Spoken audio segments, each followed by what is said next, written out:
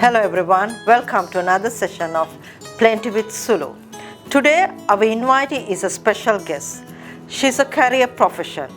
She's Shehara De Silva. I'm not going to tell you who she is, let her tell about herself, because I think she has a career experience, she's a business lady, she's a social worker, and also there are more things about her. So be tuned to listen to her. You're right, I don't know, I think I'm a very confused individual. I actually studied archaeology in university at Kellan. Okay. Right, then I got into broadcasting and I ended up basically in marketing and advertising and stuff like that, and had a career there, and then I went abroad for some time. But in between I've been working in the board of investment. I've built several brands in Sri Lanka like Singer and NDB and Janashakti. So I'm a bit all over the place, and in between I set up my own company where I worked in the development world, because I've also been very socially conscious, as you said. So created programs like people empowerment through technology and social equity through teaching and learning English and all sorts of things in that area. And now I think in my final stint, or in my old age, I have come back into the development world, and I'm working what I think is a fairly important issue right now, youth employment with the USAID project, and of course gender rights and women's participation in the workforce. So done a full circle. Full circle. When you said that you started, you were a university student. Right. Right? Kelaniya University. Yeah. Now, I'm just asking you, that day, like, you go, when you go in the past, the university system, and today university system, is it same, or you think, because now a lot of government employees are from universities, right? And when we were in university, we speak about equality, justice, honesty and everything. But same way, now we are accusing the same students today who has become government servant, saying that they are not being, they are not being fair, you need something to give them to get something done. There are a lot of accusations.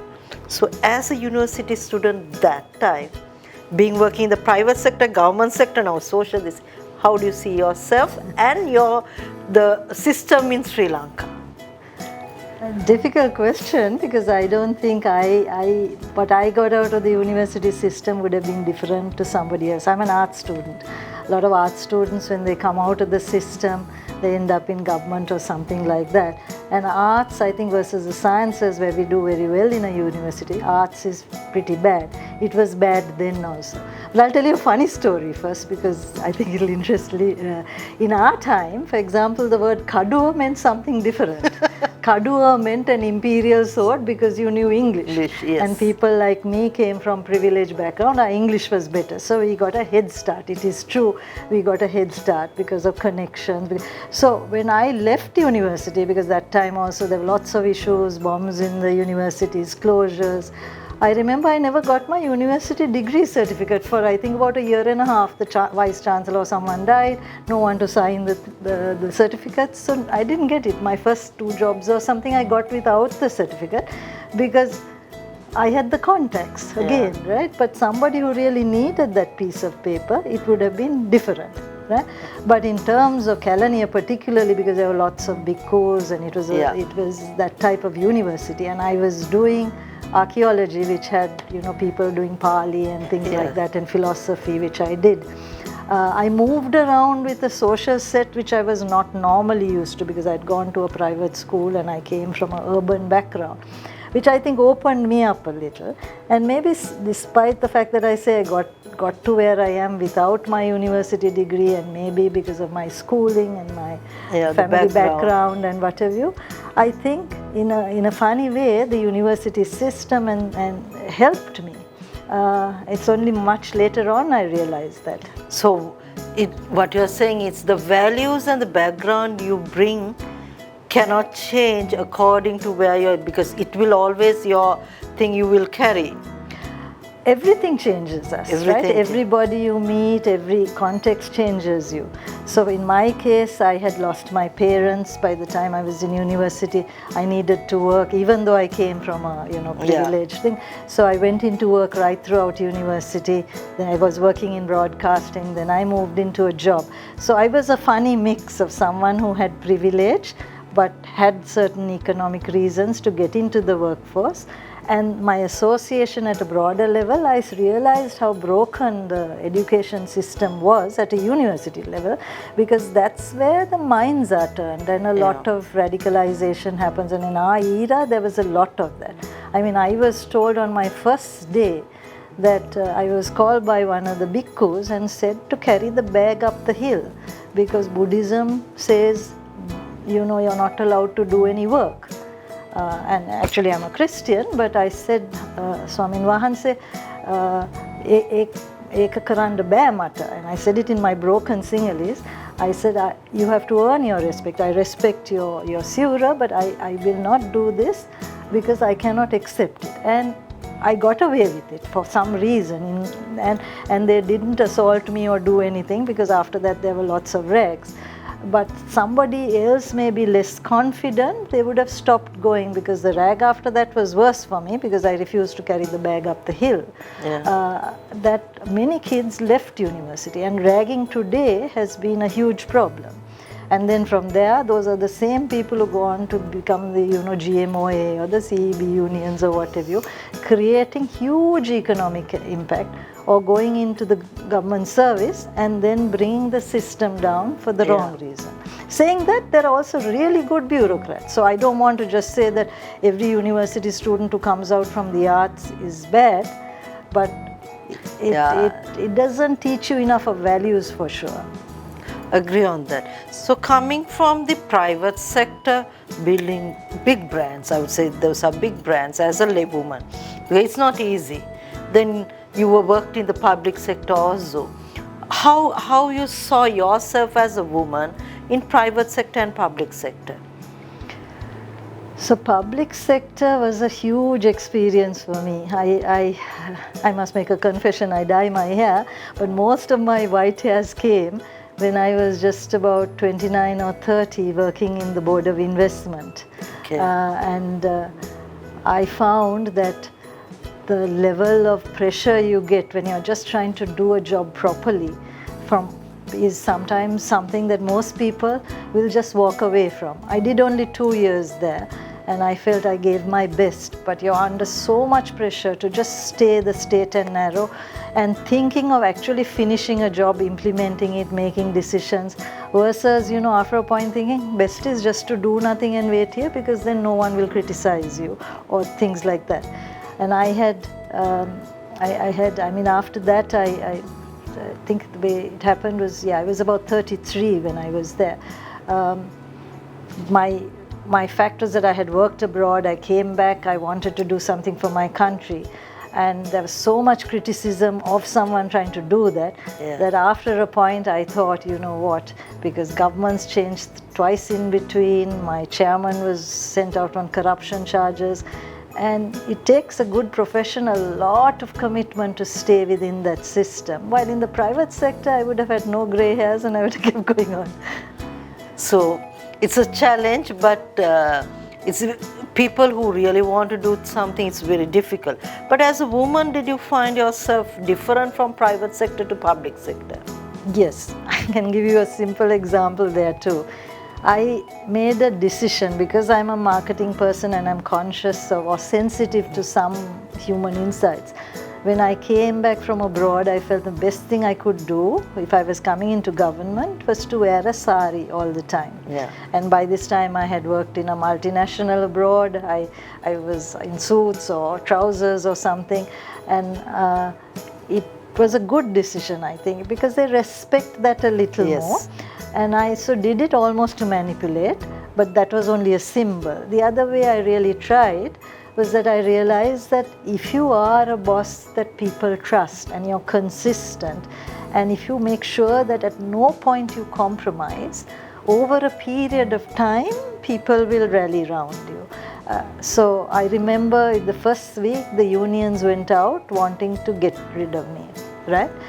But that 2 years later the unions came and said, Madam, can we go out onto the streets because we want to keep you? And I said, no, I'm going of my own will and please don't do it. But I laughed and I told them, why, 2 years ago, what were you all doing? So it takes a certain amount of, I think, human insight in every level. There is good within a system. They might be politicized or one or another reason, suspicion, fear, not knowing the other. All these things are there, whether it's in the private sector or public sector, more in the public sector. It comes down to leadership. It's what we lack in our country anyway, right?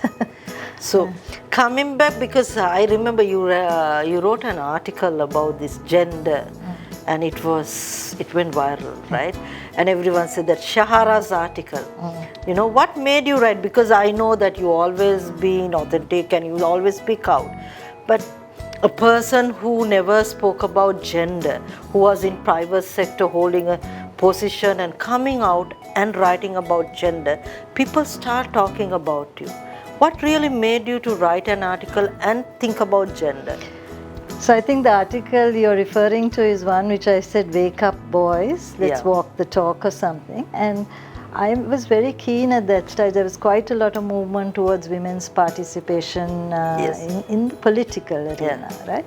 And my article actually contradicted that view and said putting women into politics now is like putting some human being to the lions because it's some kind of cat and dog fight, and that's not the place we must start. If we want power for women, give it where there is economic power and make sure that women's participation both at a senior manager and especially at a board level would make a difference.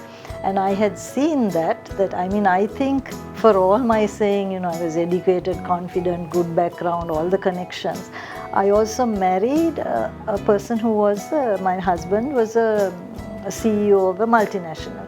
One of the studies even globally has said that the biggest thing that helps some women to get to places or not versus men is the guys, because they network a little more, they are being able to sit with the boys and talk.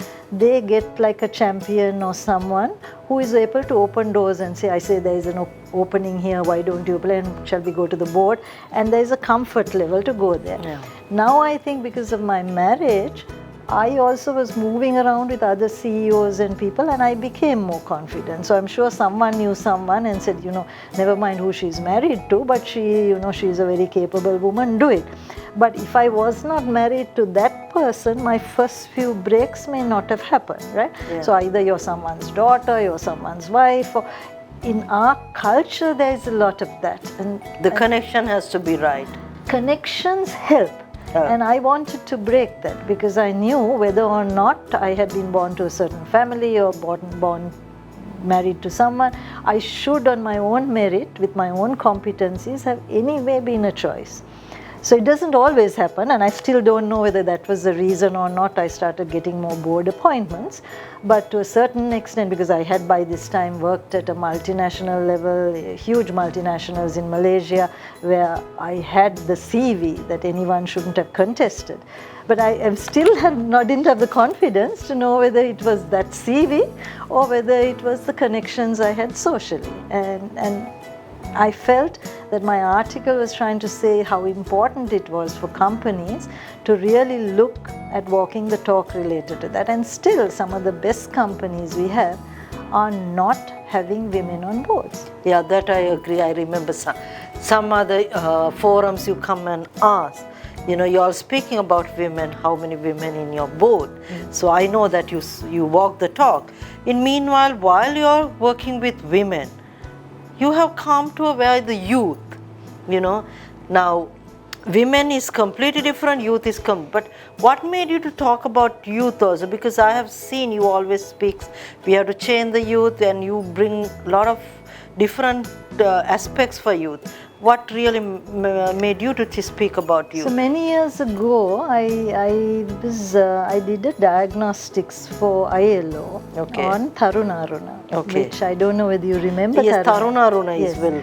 So Tarunaruna program was where the Ceylon Chamber and I think Mr. Balendra, Ken Balendra at that time was the chair of it, but various chairs on it.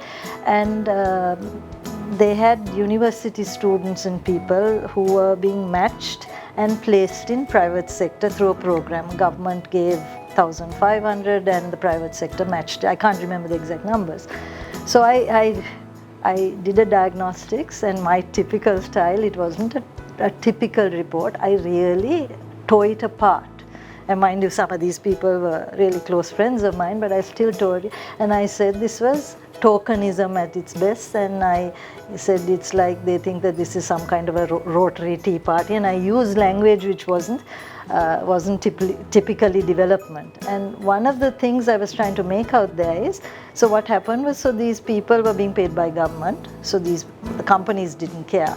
They put some university student into the office because they had pledged to, and then they said, "Ara file askaranda," or something like that. They didn't give them meaningful work. There was no mentoring, there was no assessment, there was no coaching, nothing around that. It's just, it was like some charity, like giving some money to a beggar. So we revamped the whole thing, and I went on to the Tarunaruna board because, as usual, I had complained that there was no women's representation. So then they said, "Why don't you go there and fix it?" So I ended up there. And during that time, we created JobsNet. We managed to get $100 million from ADB, and we created the first electronic matching where we took all the CVs and we did some skilling up, which we are still trying to do, I think, at a national level between English and ICT and soft skills and things like that. So I had been playing in that area some time back, and then these two other programs I talked of, PET and Settle, were also things where I was pitching to the government. Make Sri Lanka a brain port, position us for our human capital and our capabilities. So when this project came with someone, actually the USAID, I'd worked about 16 years earlier on a competitiveness initiative where I had done some studies on family-owned businesses, Hemas and Ceylon Biscuits, and looked at leadership. He approached me and said, "This is something I think you will like and you'll find challenging." I said, "Yes, I would love to, see what I could do to help." The other reason is, and I think we are all very conscious of that, so in the 70s when we had the JVP issue, it was about overeducated youth who weren't getting into jobs. And right now, again, we're sitting on the fact that the job market is in two areas, mainly hospitality and construction. And some of this will change because of what has happened post the Easter bombing. And none of our youth wanted to get in there. Nor do women anyway, Tattvaya driven and various reasons, they don't want to get into those particular areas. So what's the solution? Those are where the jobs are, and you have unemployed youth. Women are like 3-4 times more than men in unemployment, and even youth. 67% of rural youth are not employed, so the figures are frightening. So I felt that there would be another social unrest, because we would either have to just continuously bring foreign labor, and then we'll end up like Malaysia or Dubai, and there'll be all sorts of social unrest, or we have to fix the mismatch between youth aspirations and the job market, and that is mindset change. So I felt communication and my exposure in that would be an added thing to work towards behavior change. So it's more about, not just focusing on the issue and researching. It's about giving the solutions, because all what you have done is, where there's the issue, you have gone and find a methodology to solve an issue. Well, the ULEAD program, which I'm on, has a huge research component. They have got verite research, and they're doing some interesting stuff. Again, we have tried to make it practical research. Then there are various other interventions that go on in there. But my particular contribution has been mainly to pull in good private sector participation, understand the local needs, and also work in the area of talking to youth and finding spokespersons, role models within youth. Got a feel for the country. Feel for the country. How do you see the women employment in Sri Lanka and women? Because most of the women are employed in the garment sector, but with the changes, the garment sector also not doing well, and also we are changing now. Our labor is very expensive, and we again are. I'm having a worry because after the Easter attack, whether our women are going to go out of the country. So how do you see this women employment in Sri Lanka? So I have a funny take on this. On the one hand, I think we are a little more advanced. So when ILO, IFC sometimes say Sri Lanka is in a bad situation because our women's representation is lower than Asian averages, sometimes I think it's because we are an island nation and our values are different. So I, as a mother, but that to me is still the most important thing I've done in my life, is bringing up a family, is that I can understand women, and it has happened to me too, where I think that priority will come first. So we have research from ULEAD to say that where there is a family unit and two people earning, almost 100% of the women go towards then dropping out after the second or third child, right?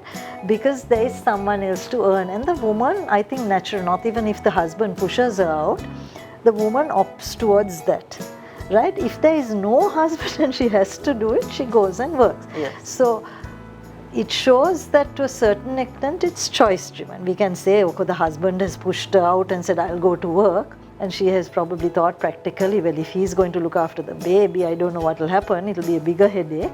I will stay at home and manage. So it is choice and economy driven. So to that extent, it could be a more advanced society where family values and bringing up of children are as important as having money. We are not that materialistic, right? Yeah. It could be. But saying that for an economic growth, for where we are, it is a big shame, and we have to get around women's participation. I think it's highly understated. I think there are many, many more women in the informal sector who are, you know it better than I, who are, really the bedrock of our country and our economy. Yeah. So not just the traditional things like plantations, apparel, and, migrant labor. Across the board, you will find, whether it's agricultural sector, whether it's in the Kades, Airbnb, women are represented, and we are not counting the full numbers. But society, transportation, other sort of support systems, we have like grandmothers and relations and all who help. But we don't have enough of, I think, the infrastructure for a mum to be a proper working mum, and those have to be fixed. Yeah, I agree, because a lot of women who are working in zones has a lot of issues which I think no one addressing it. It's not about, working hours or anything. After they work, what's the life they are living? So that's something has been like, it's no one discuss about it. Yeah. But I have seen, and I think I've spoken to you, that then you said you went to a thing and you were talking about giving them like how they can bring the family and live together rather than living in lodges and rooms, because that's one of the key issues. I think if you have helped the family to live near the factory, I think the unemployment as well as the factory losing employees and absenteeism can be reduced and the cost may go down. You suggested it. What actually you said you did? Sulo, you're one of the few women, at WIM, I think you're one of the people who've really gone down to the ground, right? So you know things not just from chamber levels, you've worked at that level. So what you saw is what I saw when I was at the Board of Investment, and I went to every type of lodging. The industry structure has changed a bit, but by and large, women in their, in their 20s or so come and work 5 to 7 year cycles, mainly 5 years. Yeah.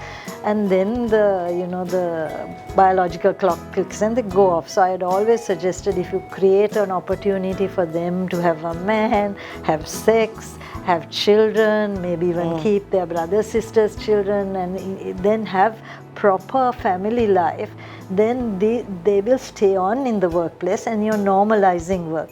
Because the same problem is with in the plantation sector, where work-life balance is mixed, because you actually work with the same people who later on you know in a long house or something, you're sleeping with them. And the same thing, migrant labor, it destroys a family, right? All those women go out, they leave the family. By the time they come back, a husband has taken some other wife or is an alcoholic or whatever you, right? So all these three big sectors that employ women are destroying family. And I feel the garment sector could have done more to be sensitive, because it is the most organized, most professional, and really well run, but it's fairly male-driven, patriarchal thinking even there for all of it. So it is a problem if more of us women out there were sensitive to and really push these things. Maybe we can slowly change the wheel, I don't know. Because a lot of people and starting about, creche. I agree with the creche, but we have to understand woman is not the single woman. The child, the husband, all are connected. So just because your child is taken care of, you will not keep a woman. It has to be a family. So this is something I always say, creche can be solved temporary. But when a child become like, we are trying to secure a child when the child is small, very small, because they listen to the parents. But when they're teenagers, they are not going to stay. That's the age where things are going wrong in Sri Lanka. No one is addressing, and you are working with youth. And if you look, I go to schools, and it's 60% of children speak about these tablets. And they say, we didn't actually go for it, we wanted to test it. But that test has become habitual. So, they are not drug at it, but people are looking at them. So they're almost going for that. So when I asked, the teachers say, no, their mother is working, that's the issue. But if you look at the house, they say, my husband doesn't have a job, I have to work. But the system is not right. Just because you have creche, can you improve the working women life? So I think it's where we have to really attack it is not the creche, right? I think it's the violence in society.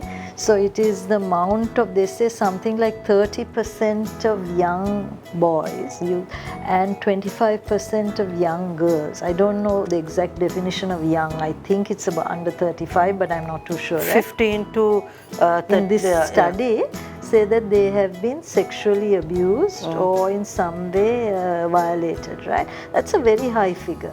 Then if you take the violence we have all been exposed to, and the alcoholism and everything else, and the violence against women in transportation, we are an extremely violent society. So that imbalance and that lack of safety, for a mother to even say, I'll go to work and I'll hop a bus and get back, you can't predict between traffic to everything else. In between there are issues. The child can't be sent alone. Then it's a cost to get a school van or a pickup and everything else. So all these cause issues. I think, I don't know, was it you or somebody at one of our forums brought up another issue, that because we changed the school time to 1:30, we have actually disabled women from being more active in the workforce. If we had normal hours, maybe till 4 or 3:34. We used to have till 3:30. It would facilitate, at least in a seemingly safe environment like a school. So we went into an earlier pickup time of 7:30 and then we were trying to manage traffic. But I never thought of it, but it could be another thing that might help women hanging on. So you go to a government job because you can get off at any time or whatever you, there's no real pressure to stay late, and you can manage, sort of, that's the other reason. And the pension, which I think people still want. That's something. So, Shehara, finally I want to ask from you, what is your message, not just for the youth, as a Sri Lankan, because you have been having exposure and you have been doing studying, and you are more than you always give, I would say, not the solutions only, you will show a path. So someone like you, while the country is going down again, what is your advice to Sri Lankans? It's not about economy only, as person, emotionally, how can we get out of this mess and become that Sri Lankans who had love, peace, passion, what we had before? I'm glad you asked me, because I want to say I know the answer. I'm not too sure I know the answer. But I have my own belief system, and I think it's something I'd share with anyone. I think it's something you'd probably share anyway. But I think it starts with individual responsibility. So if each of us as citizens, as people, as mothers, as fathers, whatever it is, right? If we stand and every morning as we get up, look into the mirror, I call this the mirror of discord, and we say, you know what, I'm going to get out to the world, I'm going to talk to my family with some degree of love and authenticity. I'm not going to repeat anything that I get from WhatsApp or social media or anything which just adds to fear or this thing. Even if it is problematic, I will deal with it and I will lead a positive life, which means I will do at least one good thing to make a bad situation better. And that doesn't mean thinking of bringing down politicians or fighting on racial lines. It really means finding that middle path, if you will, or some central position where you can permeate incrementally some good. And in my case, whether the good is cleaning up some garbage through my Nokunu movement, or fighting so that some women have rights, or that youth get employment, I think we must all do that 110% or 200% more if we are capable, and God has given us health and some kind of mind to work. That's where it has to be. We have to live our values, we have to talk our values, and we have to use our sphere of influence in some way to make the world and leave it a slightly better place. It's in our hands. I would say, not a good message, a best message you can give. Thank you, Shehara. Thank you for your time. There's a cup next to you and a pen. If you can put your name and signature of it.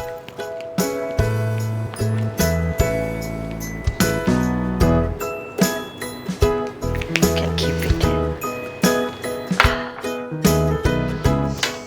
And there's a small gift from Plaint-T with Sulo. And we will be giving you a cup also with Plaint-T with Sulo slogan, so you can keep it with you. Thank you. And it was actually an inspiring discussion, and because most of the time we hardly speak about the reality of the country or reality of our people, and a lot of people whom I'm interviewing, they speak about the employment, business, or their issues. But someone who is on my I would say my same line, who has a passion about women and children, I think that's you, because I always follow your things, and because I work with the rural, but you work with the people who can make the decision. So there has to be a connection, and you are one of them. Thank you so much for the time. Thank you. As Shehara said, if we can look into the mirror and look at us and think about how we can love one another, respect, not with hatred. If we can do not just 100%, 110%, 200% for us and for our society, we can make a change in Sri Lanka. Be tuned to Plaint-T with Sulo. Subscribe to our YouTube channel, Plaint-T with Sulo. Thank you. Be safe.